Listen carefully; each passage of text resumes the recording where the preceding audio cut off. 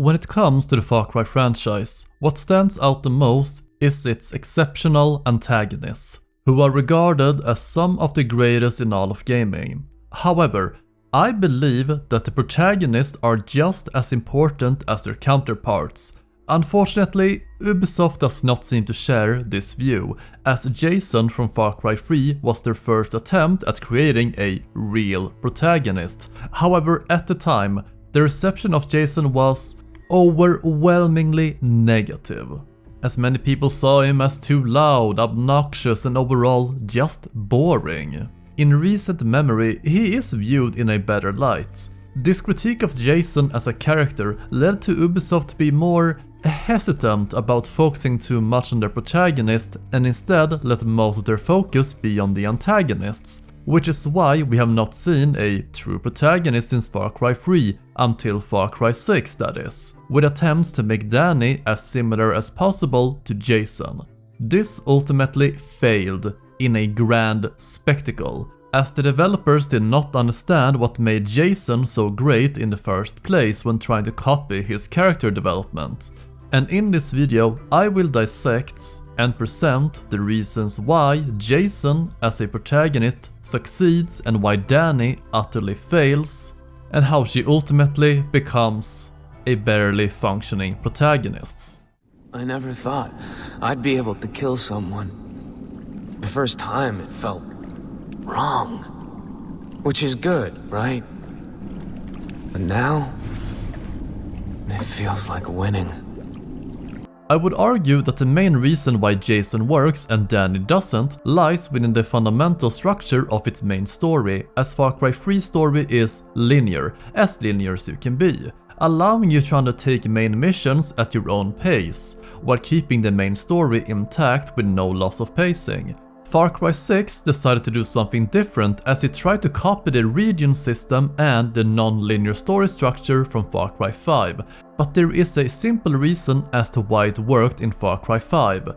First of all, the main antagonist regularly interacted with you throughout the main story and each region. Secondly, you played as a silent protagonist who wasn't really a character because you played as yourself.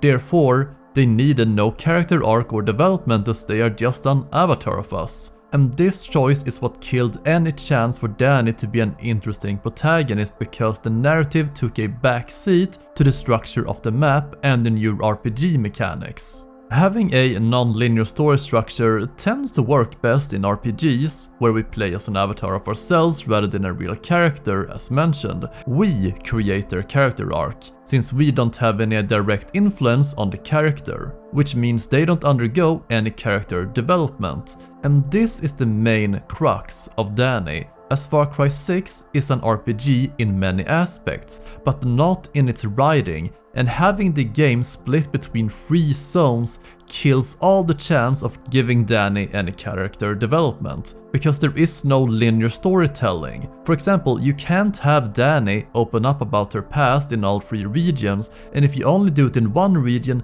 it will create confusion in the other regions as we lack that knowledge. And ultimately, most of Dani's story and personality, it exists during the prologue and the endgame, because those are the only parts of the game that are linear, while the vast majority of the game, which takes place in the 3 regions, never allows Dani to develop her character. And a reason for this is simply that each region is a soft reset to the game: meet new people, earn their trust, kill big bad guy, with no changes in between, and this happens 3 times.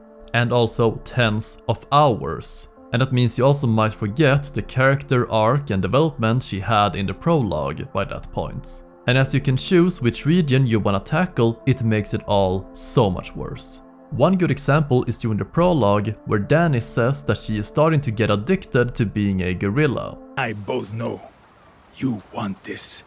You're a guerrilla, and for a guerrilla, the shit my pants rush of an ambush, the smell of sulfur burning your nostrils, It's fun. This is maybe 3 hours into the game, and to me it's way too early to say something like this. And the next time it's brought up is towards the last hour of the game, where Juan is accusing her of being addicted to the revolution and how she does not want it to stop, and it doesn't really make any sense because the narrative and gameplay are saying two different things, and also it can't be this far apart. You need to have a red thread throughout the game that supports this argument. Let's compare to Jason. The whole main story is linear, but even most of the side activities help flesh out Jason's character, not in terms of writing, but overall the tone of the game. One main critique of the game has been that you can choose to tackle the main story at your own pace, when Jason should actively and desperately try to save his friends, so why is he liberating outposts or climbing radio towers? Well, the whole island attracts people, and those who stay in the jungle for too long makes you lose yourself and your identity, which is so well explained by Willis. In here, there's society, there's order. Out there, the jungle, the synapses in our brains go dark little by little. You forget where you're from, who you are. Jason being in the jungle for so long because he has to in order to save his friends and get revenge on Vaz, making him lose sight of his goal, and that he has become addicted to the adrenaline and doing crazy stuff like liberating outposts and climbing towers. He also sees it as a way to get stronger, as again, he gains more experience points and, well, experience from doing this side content. And this becomes abundantly clear when you talk about the tattoos on Jason's sleeve, which characterizes him so much that the more he kills, the more experience he gains, and you can buy new skills, which makes the tattoo grow, showing his development, that he's becoming more like a killer. The deeper you go into the skill tree, the more brutal Jason's takedowns becomes, as he's becoming more familiar and used to killing. Now it's not just killing, it's about being effective about it, but also the brutality of it, and you can tell that he enjoys it. It feels like nothing in Far Cry 6 is built around Dani to support her character arc. Now, Far Cry 6 does try to make Dani interesting, as she talks a lot in the game. I think she probably has the most lines of any Far Cry character ever, by far. Dani, fucking say something! Coño! She is fun, nice, and she swears a lot. And it's explained why Dani is so good with guns. She attended a military academy for 5 years. She is also an orphan. We learn that she has a problem with authority as she punched her drill instructor in the face. The issue is, none of this backstory ever comes up again or helps to develop her character, while in Far Cry 3, Jason's backstory does tremendous work to make us understand why he's acting the way he is, and it makes sense. But all of Dani's backstory happened during the previous regime, so Anton Castillo, the main baddie of the game, he had nothing to do with the bad stuff that happened to her. But this is the extent of Dani's past and background that we get. The sad part is that I think it would have been interesting to understand why Dani cares so much about Diego, because again, he's the dictator's son. She should harbor hate towards him even if he's innocent. Hell, he even tried to shoot her. What makes Dani care so much about him? Is it due to something in her past maybe? She maybe had a baby brother who was killed, or they were separated after she became an orphan, but none of that happens. Nothing is explained.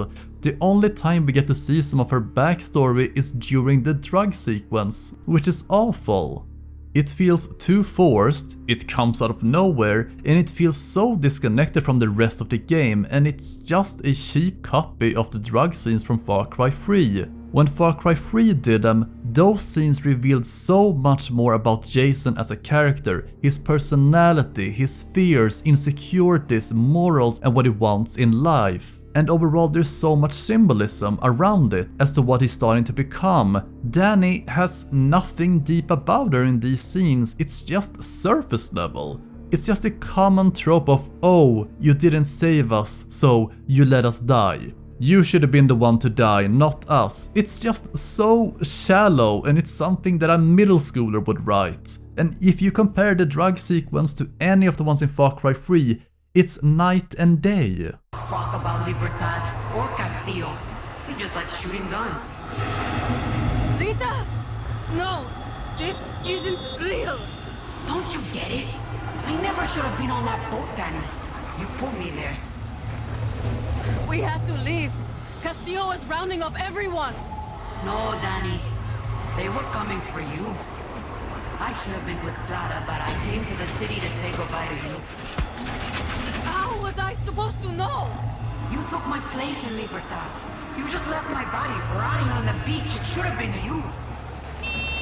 I'm sorry. You had to be the lucky one. How does it feel? No, no, no, no. With Fano's body shop? That was your big American dream? That's a terrible name. The Solver body shop has such a better ring to it. Alejo? You know what Fano says to me? He screams, pity, fuck you. I was supposed to be drowning in Yankee pussy. You weren't supposed to die. It all happened so fast. I wasn't supposed to die. Is that all you have to say to me? You left my fucking corpse on that rooftop. They were going to kill us too. I'll take it bloody if you like. I like my meat rare. It's some fucked up poor player.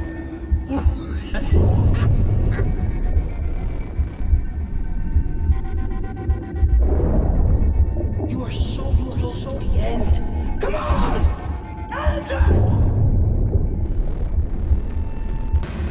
Who are you, Jason? What kind of man are you?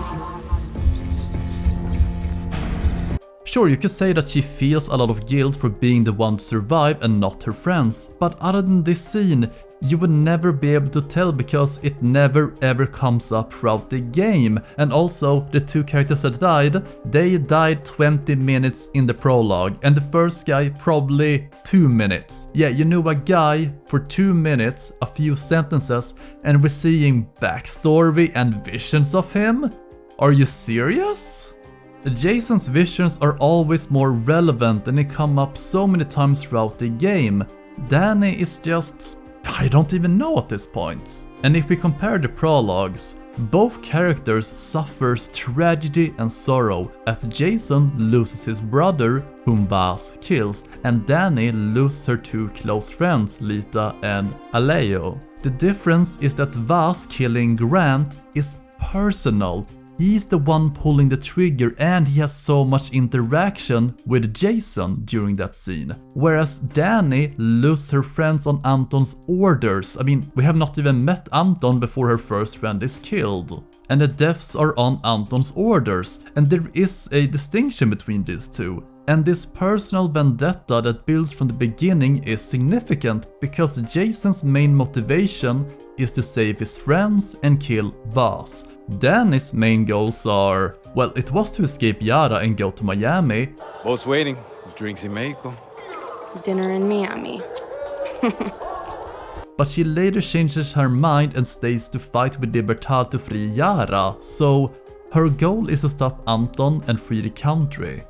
Okay, you see how different these motivations and goals are? One is about saving your friends and family and getting revenge on one person, while Dani's motivations are so huge and unfocused. It's not personal. She's not doing any of this for revenge or because Anton killed her friends. It's just that she trusts Clara, this revolutionary leader, for some reason. She does not have her own character, she's only doing what other people tells her to do. I don't know what Dani would do, I don't know what she wants because she's not a character. And it feels like Dani becomes a side character of the main narrative. Even if everyone in the game says how Dani is the real leader and how they all follow her. Dani, Clara was a great leader, but there's a reason we joined Libertad. We're with you, Jefa. Now, let's take our country back. But Dani never recognizes or wants any of this, and there is not much exploration into these themes. It's also the difference between the relationship of the protagonist and the antagonist, as Jason always meets Vaz face to face. There are so many scenes between them and you can tell that they both hate each other. You can analyze those scenes and you understand why Jason wants to kill Vaz. Whilst in Far Cry 6, in most scenes, Anton never really interacts with Dani, but instead with his son Diego, and it's hard to build up for this final confrontation between Dani and Anton when they never really meet. They meet 4 times, but in 2 of those Anton never interacts with Dani. There is no ongoing dialogue between the characters, and this is such a stark contrast between Jason and Vaz, whose entire main campaign is streamlined to illustrate his gradual development as a character, transitioning from experiencing a panic attack after killing someone from the first time to slowly starting to enjoy killing people and doing dangerous stunts, and by the end, he's a cold-blooded killer. I don't know what Dani is at the end of the game, she's the same person as in the prologue. So the main narrative regarding the both character arcs is the same, but the main difference is that Jason is slowly becoming addicted to killing people, while Dani is becoming more addicted to being a guerrilla. The difference is that Jason's journey is much more believable, and it makes sense. It slowly builds up from killing the first guy, to shouting one-liners at enemies, to giving up your friends and loved ones to go after revenge, to losing your own identity, exactly how Willis explained it. Dani's arc was intended for her to become addicted to being a guerrilla because it's fun, but that's it. There is no deeper exploration of her giving up parts of her sanity or humanity to reach this. She is always the same person after the prologue and never changes. You would think that someone who is addicted to being a guerrilla would do some bad stuff to people, but no, she's a saint. She only kills bad guys, and she's so friendly to everyone else. For a character who is addicted to being a guerrilla, this makes no sense. Yes, there are a few scenes with Juan who accuses her of not wanting to stop the revolution because she has become addicted to being a guerrilla, but it just makes no real sense and comes out of nowhere because nothing that Juan accuses her of has even happened. And at the end of the game he says it's like looking into a mirror that Dani's become like him. Okay? And these 2 scenes are like 1 hour apart? What the hell? So in conclusion, in Far Cry 3, everything in the world is based on Jason and his journey. Everything in the game helps develop Jason as a character. From the side quests, the antagonist, the dream sequences, your friends, the skill system, everything is tied to Jason and his arc. We slowly see him change in front of our eyes and it's believable. Dani is the complete opposite, where it feels like Dani is based on the world around her, where nothing in the world connects to her or helps her develop as a character. Nothing was built around her character arc or journey. It feels like she was just in the wrong place at the wrong time, and we don't understand what makes her unique. Why do people follow her? She helps people? Okay. She's just an empty husk made by committee who had no real plans for her character, and again, it's sad how Far Cry 3 came out in 2012 and still surpasses anything Far Cry 6 tried, and the fact that they tried to copy Jason's arc for Dani and utterly failed at it is a disgrace. It's as if writing has gone downhill. The voice actor of Dani did a good job, it's just too bad the character was doomed from the start. And with that, I bid you farewell.